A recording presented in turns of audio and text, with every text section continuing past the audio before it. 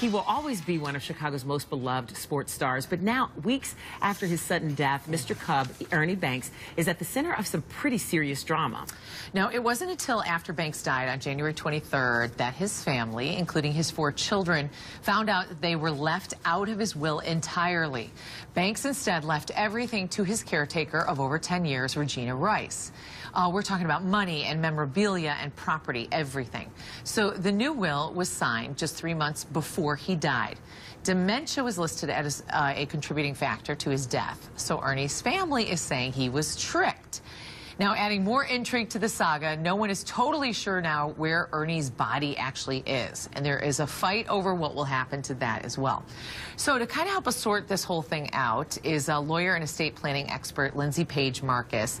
And first of all, thank you so much for being here. Thanks for having me. We were just saying how not only Ernie Banks and his family, but it's really relatable because now anybody's family. So many dynamics, family dynamics so different, this could really happen and you just don't even see it coming, right? You're absolutely correct. Blended families, second marriages, things like that.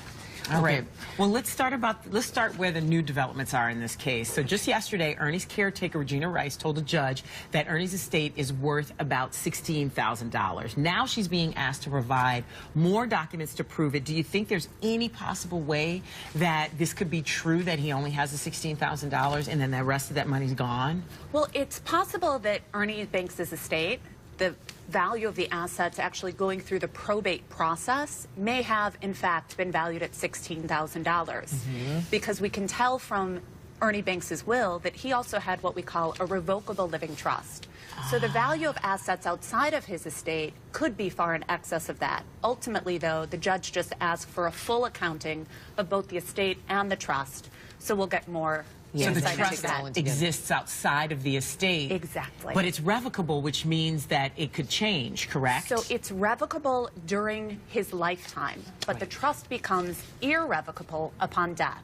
And that makes sense because once you're gone, you don't want someone to be able to go in and change the terms of your documents. Got it. Okay. All right, let's talk about the body, too. Okay, so there was a big farewell parade here in Chicago. Ernie was supposedly buried near Wrigley Field. That's what we all thought. And then Ernie's, the body now, according to reports, is not there. And now they're also saying that Ernie's caretaker wants it cremated. His estranged wife doesn't. She's filed legal action to keep that from happening. So who gets the final say in someone's body and where the final resting place is? Yeah, so Illinois has a special statute that we actually call the disposition of remains statute. Not very uplifting, I know. Wow. But it provides indication as to who gets to make these decisions. And Illinois actually has a separate form that people can fill out, providing notice to your different family members of what you want to do with your body at the time of death. So if there's a form, the courts generally tend to look to that written document. Absent that form, next in line is the executor, who in this case is Regina Rice. And after the executor is then the spouse. So the Banks family, you know, is trying to have the most recent will thrown out.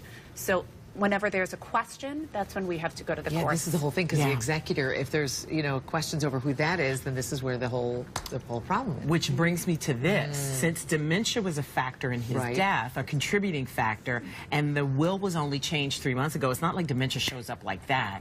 How does that play into that changing of the will and making her the executor? Because if they throw that will out, then she's no longer the executor. And then the wife, they were estranged, but they were still technically married.